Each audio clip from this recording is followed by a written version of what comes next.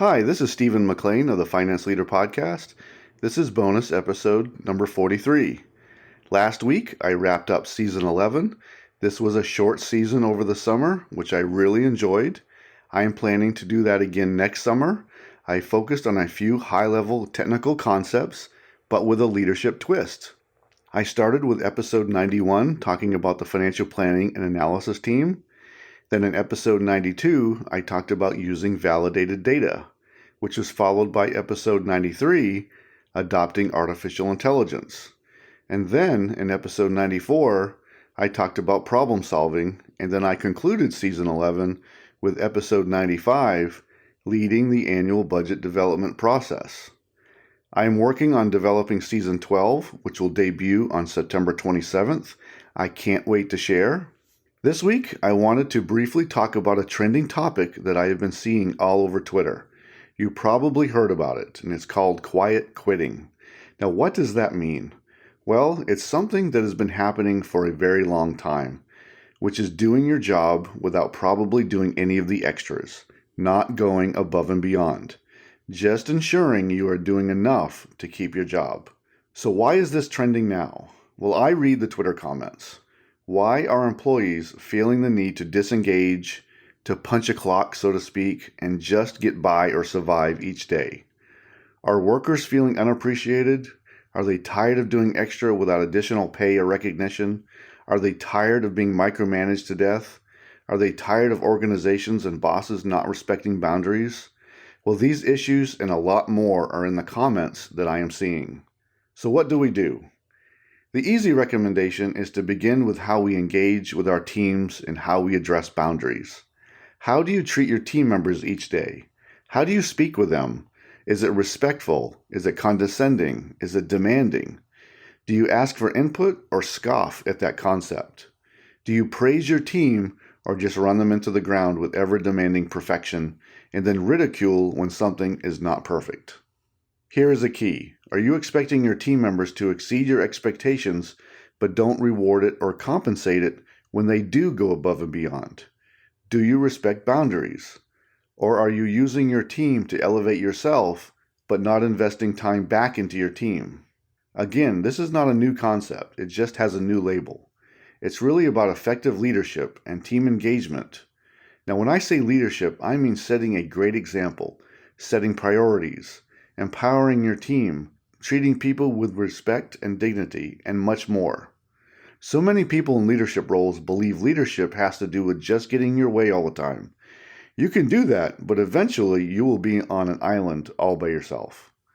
We know that employee disengagement is real no matter what it is called.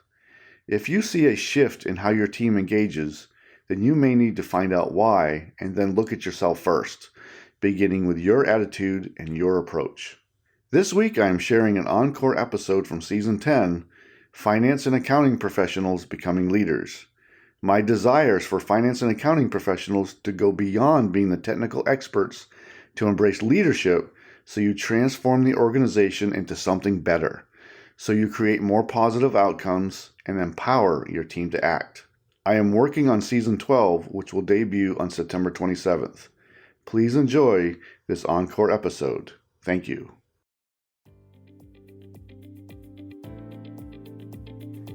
I believe that when finance and accounting professionals combine their technical knowledge and skills with leadership, we will see an amazing transformation in every organization. Successful finance and accounting leaders skew to the strategic and learn how to positively influence and advise senior leaders so they help deliver the strategy. An effective leader works to empower their team to develop influence to bring positive change and will work to find a solution when financial expectations have not been met. Leading during adversity is the real challenge. Please enjoy the episode. Welcome to the Finance Leader Podcast, where leadership is bigger than the numbers. I am your host, Stephen McLean. This is the podcast for developing leaders in finance and accounting. Please consider following me on Twitter, Facebook, Instagram, and LinkedIn. My usernames and links are in the episode's show notes. Also, please join the Facebook group I have for this podcast community. Thank you. This is episode number 81, and I'll be talking about finance and accounting professionals embracing leadership so they can positively impact their organization. And I'll highlight the following topics. Number 1, leaders skew toward the strategic. Number 2, combine leadership with finance and accounting technical expertise. Number 3, use leadership when financial expectations fall short. And 4, I will discuss a few leadership tools to use every day. John Maxwell said, "Leaders become great not because of their power, but because of their ability to empower others." Now, welcome to Season 10 of the podcast. My hope is always to help finance and accounting professionals to learn leadership and to embrace becoming a leader in their organization so they can influence positive outcomes and open up opportunities for themselves. Be comfortable in taking risks so you can advance your career. We do know the numbers. We know how to do journal entries. We know how to do projections. We know how to prepare the financial statements. We know how to prepare spreadsheets with data, but do we know how to apply leadership to these tasks so we can help decision makers, our senior leaders, and many other leaders around the company to do their jobs better? It's useful and relevant information that strengthens leaders to go forward with the strategy or to make critical changes. A nice, shiny title does not make you a leader. It's an attitude, an approach, a vision, and it's being dedicated to making everyone around you better than they were yesterday. Yes, you have to learn how to properly motivate people, and yes, you will have to deal with people on a daily basis. But what is also great, you get to be a positive influence in their lives. Leadership becomes a lifestyle choice. When you embrace becoming a leader, you believe you can change the world. You believe you can create a better place for everyone you come in contact with. People look to dedicated, strong leaders during times of adversity and confusion. They look to leaders to solve problems. They look to great leaders to provide a fair environment where everyone who works hard can get an opportunity for something greater and bigger than what they were doing today. As finance and accounting professionals, we know the numbers. We love the numbers. We love showing what the numbers have done, and we love charts and data tables. And we hope every month that the numbers will be good, that we will meet or exceed financial expectations. Now, this takes leadership. It takes even more dedicated form of leadership when the numbers fall short of expectations. This will take a commitment to solve problems. This will take a commitment to not be afraid to tell the truth and to not gloss over trends and issues that are not good news. When we deal in good news each month, it's easy to lead. But what do you do when we don't meet expectations for several months in a row? How can you help decision makers turn it around? Now that takes dedicated leadership. I believe that when finance and accounting professionals change their perspective from being the technical expert to being a leader, we will see amazing change in the organization. Leading with the numbers, leading better processes, and leading so that we can better execute the strategy. But this takes a partnership with senior leaders, with metric owners, with department heads, and with everyone involved with those metrics. I need you all to find the courage to speak up when it's warranted and when it's needed to present a valid argument when it comes to the data and information you are seeing and analyzing every day. To strengthen your validity, you must be considered reliable and trustworthy, not only in your job competence, but also in your character. You must be consistent. You must be reliable, relatable, technically competent, and possess an undeniable work ethic. Learning leadership should be at the top of your priorities in your individual development plan. Once you get identified as a leader, doors will open. I believe that. But it requires more than just doing your everyday tasks. It requires knowing and understanding the business as a whole. So what can you do to be a leader and make an impact? You can bridge gaps in communication. If you pay attention closely, you will see them. Also, find insights no one else is seeing. Dig into the metrics and become an expert. But you just don't show those numbers. Link a number to a solution, which can also mean you go back to bridging gaps. And to do that effectively, you have to speak your stakeholders' language effectively. So more on all this later. As finance and accounting professionals, we can make a difference by going beyond our technical expertise. Instead of only presenting the numbers, let's show what the numbers mean. What do they mean to that senior leader? This also means we have to build our relationships around the company so we can learn more about the metrics we are responsible for. Go beyond the numbers. I cannot cover everything in this episode because there's so much involving how we learn and apply leadership. But what can we do to affect decision making today and in the future? So challenge yourself to go beyond the numbers, embrace leadership. Now let's talk about finance and accounting professionals learning and embracing leadership. Number 1, leaders skew toward the strategic. Do you think about tomorrow or only what you must get done today? Ask yourself, what are we trying to accomplish in the long term? Our efforts should be strategically aligned. And I don't like feeding information to senior leaders just to give them information. It must be value added and relevant to the discussion. Don't waste their time with extra that doesn't add value. The senior leaders have committed themselves and the organization to a strategy, and they need relevant, accurate, and as close to real-time information so they can make the proper decisions and course corrections as possible. So that is why finance and accounting professionals must skew toward the strategic. Yes, we do tasks every day to fulfill the everyday business. These must be done.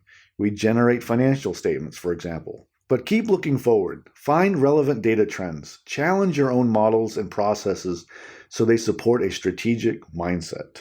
Number 2, leadership and technical expertise are a winning combination. Have you heard that your technical skills will get you in the door, but it is the soft skills that will take you far? It's true. And leadership is one of those skills. I don't want you to only work the numbers each day. My desire for you, no matter your role, is to ask yourself, how are your daily tasks supporting the strategy? And when you have the answer, I want you to ask yourself how you can help decision makers more in the execution of their duties. And when you have the answer, I want you to ask yourself, how can you help decision makers more in the execution of their duties so their areas of responsibility are successful? If we all do that, we can increase the chance of the company being more successful. Your technical skills alone will only carry you so far. They are important, but continue to grow your technical knowledge from the everyday understanding how a metric acted to how departments and different areas of the business work together to meet the needs of the customer, and then mix in key principles of strategic finance like understanding startup costs, competitive advantage, and forecasting, but also learning how to recommend a key decision using rates of return, and finally, being the one to make the decision within a formal strategic framework. Or maybe not making the decision after all, because something may be missing. So look for ways to go one more step beyond the numbers so you can lead those you are presenting those numbers to. Make a difference. Don't just present a number. Number 3, use leadership when financial expectations are not met. When the numbers are good, everything is good. When your company is experiencing good financial times, your job becomes a little easier as your metrics are delivered. Everyone is happy. The numbers are good. In accounting, we will always be reporting what happened. As long as we are using proper accounting techniques and following the law, accounting is good. On the finance side, we always need to find out what happened. Why did the metric behave as it did? Dealing with adversity and finding out why a metric failed to meet expectation requires more than just reporting the numbers and guessing. And it requires more than blaming or finding an excuse. It takes leadership to solve a problem, especially a systemic problem. It requires bridging a gap of understanding, and often those responsible for delivering that metric may feel vulnerable and fearful. It takes leadership to determine root causes, and then even more leadership to drive a solution. Not an impatient solution that solves the problem in the short term, but a solution that can help the company turn itself around in the long term. Number 4, leadership tools to use every day. The first is to bridge gaps in communication and in understanding. You are measuring metrics, but these metrics don't operate in a vacuum. They operate together, and they work together to deliver the financial expectations of the company. So find opportunities to bridge gaps in communication between senior leaders, between department heads, and between those that are responsible for metrics that actually are supposed to work together. The second one is to find a new but useful insight that can provide the context that senior leaders are missing. This is something unique that may add incredible value, so you may have to look at the data in a different way and think how you can improve your monthly close process. I covered this topic in episode 28. The next is to learn how to communicate in the stakeholders' language. Learn what is important as you work with senior leaders and others responsible for the metrics you analyze.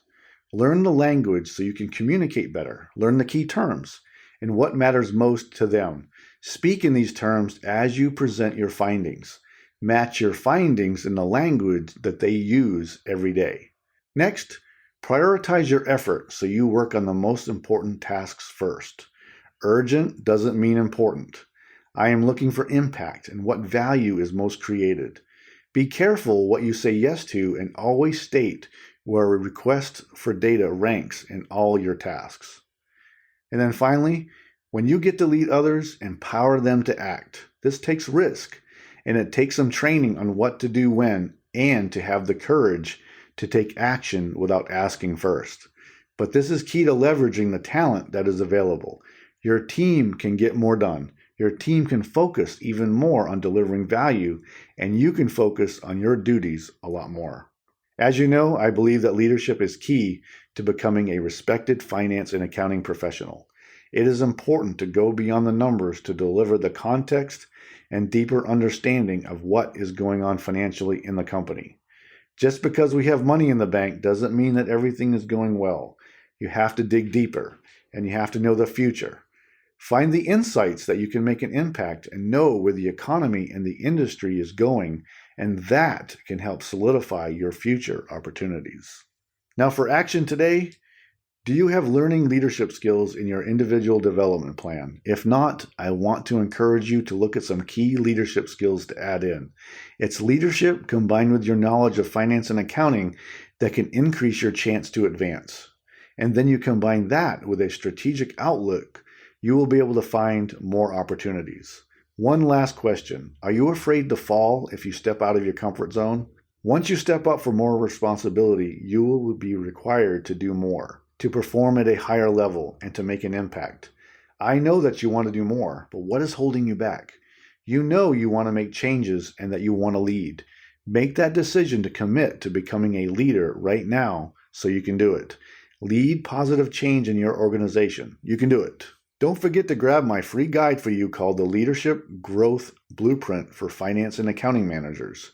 Are you a finance or accounting professional who is also leading people, but have questions about how to lead more effectively? I know you are expected to be the technical expert in our field.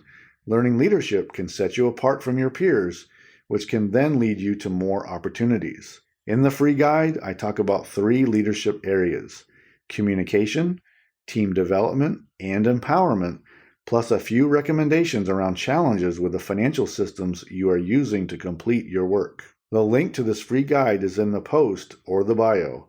You can also go to financeleaderacademy.com to download it.